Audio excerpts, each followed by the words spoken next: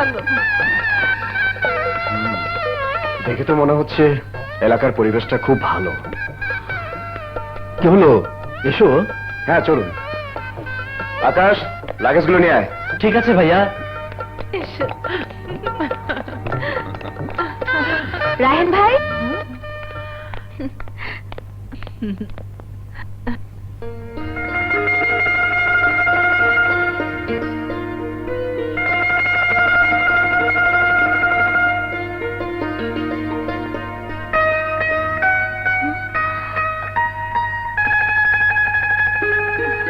কাজল, তুমি কবে ফিরলে? গত পরশু আসার পর মার বাবা বলল তুমি বিয়ে করে ভাবিকে নিয়ে আসছো, তাই আমরা বধূবরণের আয়োজন করে রেখেছি। আসলে হুট করে বিয়েটা করে ফেললাম, তাই তোমাদেরকে জানাতে পারিনি। ওদেরকে জানাতে পারোনি তাতে কি হয়েছে, আমাদেরকে তো জানিয়েছো। মা, ভাবিকে আর কতক্ষণ বাইরে দাঁড় করিয়ে রাখবে? এই নাও, বধূবরণ করে ভেতরে নিয়ে যাও। ঠিক আছে। যাও।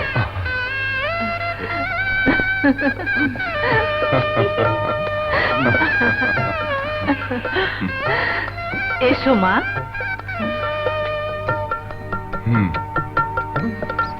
এসো।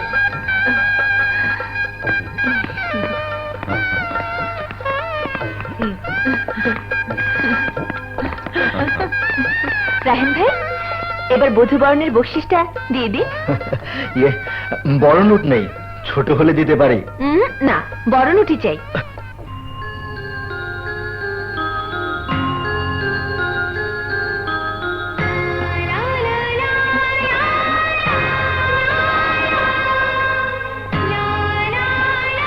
এটা কেন? আমার বোনকে বধূবরণের আয়োজন করেছেন আপনি, তাই সোনার আংটি তো কিছুই না। আপনার জন্য আমি যে কোনো কিছু করতে পারি। বলুন, আর কি চান?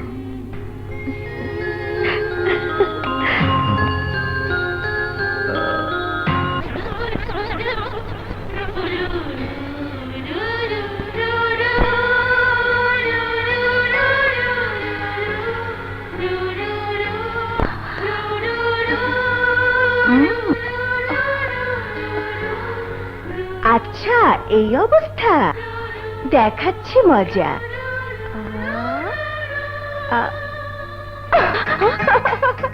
তুই?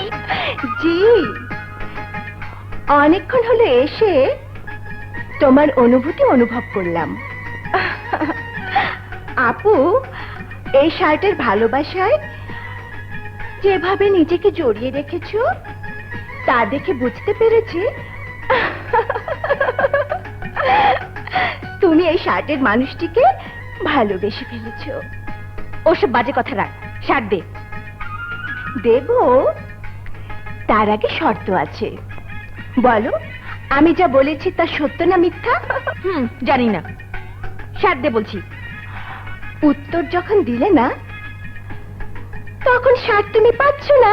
লা লা লা লা লা। আরে আরে, যাচ্ছিস কোথায়? শার্ট দে। না, দে বলছি। আরে দে, ছাড় ছাড়। না, আরে এই ছাড়। দেব না। এই ছাড় দে, দে বলছি। না না, দেব না। ছাড় না। আরে এই দেব না, দে বলছি, ভালো হবে না কিন্তু। না, দেব না, দেব না। ঠিক আছে বলছি, তোর কথাই সত্য। দে, এবার দে। এই দে না। নাও বাবা, নাও। এবার বল, তোর দারোগা বাবুর খবর কি? ট্রান্সফার হয়ে এই এলাকায় এসেছে। তাহলে তো ভালোই হবে। সব সন্ত্রাসীদের উচিত। বিশ্বাস করেন, আমি ইনফরমার না, আমি পুলিশকে ইনফর্ম করিনি। ছেড়ে দিন আমাকে, ছেড়ে দিন। ছেড়ে দেব? আল্লাহ, আজাদ!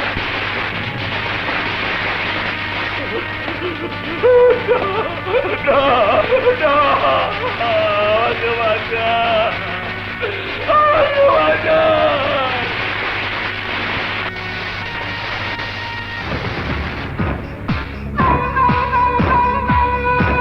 আমি পটাশ লালু, পটাশের সাথে আমি কথা বলি, আর পটাশ আমার মনের কথা বলে। এই নগর এলাকায় যে আমার সাথে দুশ্মনী করে এই পটাশ তাকে জ্বালিয়ে পুড়িয়ে মারে। লালু ভাই আমাকে মাফ করে দাও। আইন ফরমান, এবার তুই জ্বলে পুড়ে ছারখার হয়ে যাবি। আর তুই কবরে গিয়ে তোকে মারার খবর তুই পুলিশকে ইনফর্ম করবি। লালু ভাই, আমাকে বাঁচাও, আমাকে বাঁচাও, আমাকে বাঁচাও।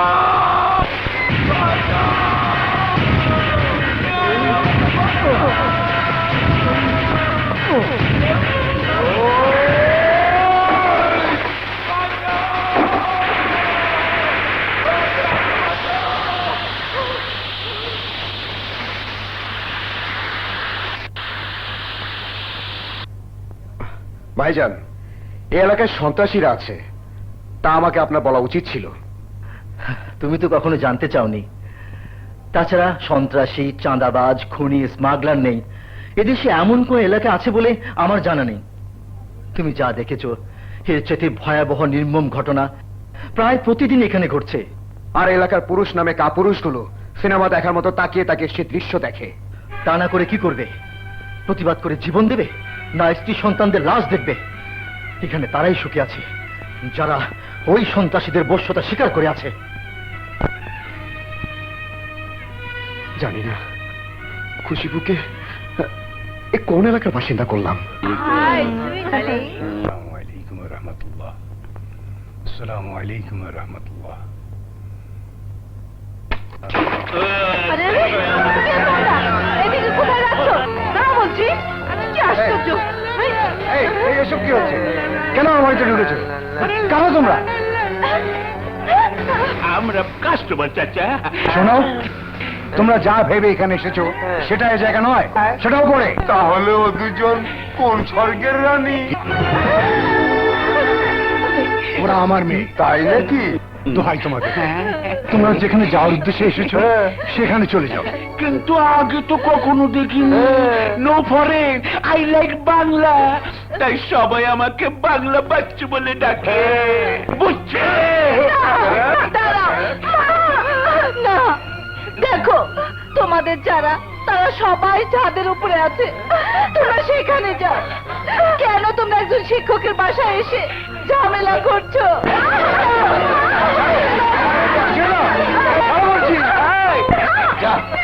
মাগো, আবার দেখা হবে, বাই বাই।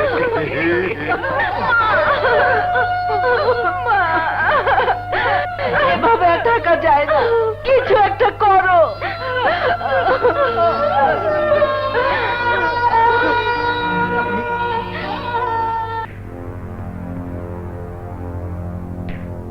আপনি জিডি করতে এসেছি কি ব্যাপারে?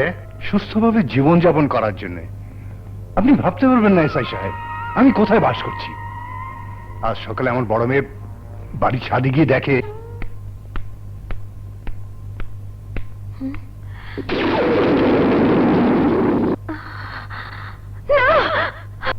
এবার বলুন, এই অত্যাচার সহ্য করে ওই বাড়িতে বসবাস করা কি সম্ভব? তাই এর একটা ব্যবস্থা নিন এসআই সাহেব, একটা ব্যবস্থা নিন প্লিজ। আমি খেপা শামসু, খেপলে হই কোপা শামসু। এমন কোপ দেব বাপদাদার নাম ভুলে যাবে। আমি আপনার কমপ্লেনের সব ব্যবস্থা নিচ্ছি। জি। আপনি নিশ্চিন্তে থাকেন। হ্যাঁ এসআই সাহেব, কি একটা ছোট্ট অনুরোধ। বলেন। আমি যে জিডি করেছি দয়া করে ওদেরকে বলবেন না।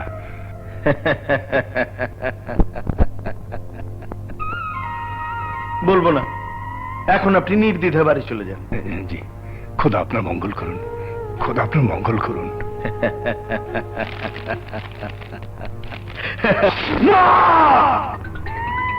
ওই হেডমাস্টার আমার ভাইয়ের নামে জিডি কইরা আর জীবনে অমঙ্গল ডাইকা আনছে। এইবার ওরে এলোপতির ডোজ দিয়ে বুঝায় দে এই নাজিমুদ্দি কি জিনিস।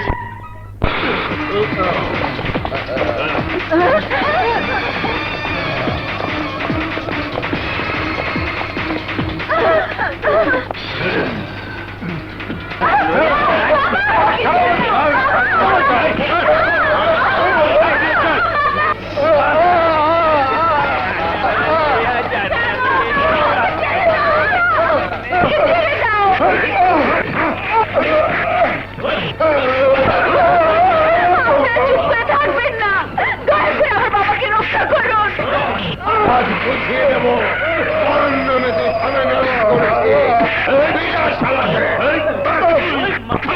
জীবনের শিক্ষা দিয়ে দে আমার শালাকে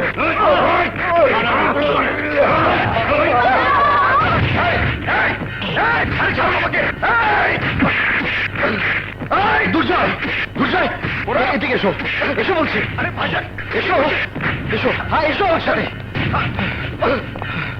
ভাইজান দরজা খুলুন আরে দরজা খুলুন ভাইজান প্লিজ ভাইজান এই মাস্টার এই হাত দিয়ে তুই কমপ্লেনের চিঠি লিখেছিলি না? ভাইজান না না আমি লিখিনি। চুপ! আজ তোর এমন অবস্থা করব যা দেখে এলাকার আর কেউ তোর মতো ভুল করার সাহস না পায়। ভাইজান দরজা খুলুন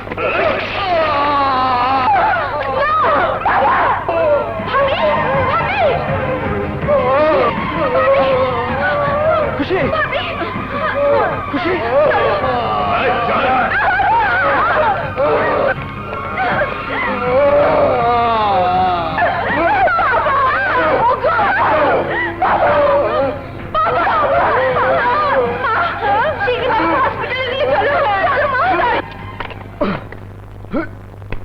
এই শুনুন মাস্টারকে হাসপাতালে নিয়ে গেছে, তুমি এখন চলে যাও ভাই। যাও। আপনারা কি মানুষ? চোখের সামনে এমন একটা নির্মম ঘটনা ঘটলো আর আপনারা আপনারা সবাই মিলে তার তাকিয়ে থেকে দেখলেন, আমাকে ওই ঘরে আটকে রাখলেন। যদি তা না করতেন তাহলে আজ আমি ওরা মানুষগুলোকে মেরে আত্মহত্যা করে ফেলতাম। তুমি না হয় ওদের মেরে এই এলাকা ছেড়ে বাড়ি ফিরে যেতে, কিন্তু ওরা ওরা কি করতো জানো? তোমার বোন জামাইকে দুনিয়া ছাড়া করে দিত। তোমার বোনও ওদের হাত থেকে রেহাই পেত না। বাবা, প্রতিদিনই এখানে এরকম দু চারটে ঘটনা ঘটে যা দেখে তুমি সহ্য করতে পারবে না। তাই বলছি, অন্তত তোমার বোনের মুখের দিকে তাকিয়ে তুমি চলে যাও। বুবুকে এ এলাকায় রাখা ঠিক হবে না। তাহলে কোথায় যাব? যেখানে শান্তিতে বসবাস করা যায় সেরকম এলাকায় আপনাদের আমি থাকার ব্যবস্থা করব। কিন্তু তুমি কি জানো আমি কত টাকা দিয়ে কলেজের ক্যান্টিন লিজ নিয়েছি? বাপ দাদার জায়গা সম্পত্তি যা ছিল তা ব্যাংকের কাছে মর্টগেজ রেখে এই বাড়ি তৈরি করেছি। গত 2 বছর ধরে সে টাকার সুদও দিতে পারিনি। মাথার ঘাম পায়ে ফেলে দিন রাত কষ্ট করে এই ঘরের জিনিসপত্র তৈরি করেছি। যদি আমি এলাকা ছেড়ে চলে যাই তাহলে বাড়ি ঘর ব্যবসা বাণিজ্য সব সব হারাতে হবে। বলো, তুমি কি তাই চাও? তুমি বলেছ শান্তিতে বসবাসের ব্যবস্থা করে দেবে। এসব হারিয়ে আমি কি করে শান্তিতে থাকব? বিশ্বাস করো, আমি এখানেই শান্তিতে আছি। তুমি যে ভয়ে আমাকে নিয়ে যেতে চাইছো সে ধরনের কোনো ঘটনা আমার জীবনে ঘটেনি, ঘটবেও না। কারণ এখানে আমি একমাত্র ব্যক্তি যে সব সময় ঝামেলা থেকে দূরে থাকি, যা এই এলাকার অনেকেই পারে না। আমি জানি তুমি তোমার বোনকে সুখী দেখতে চাও।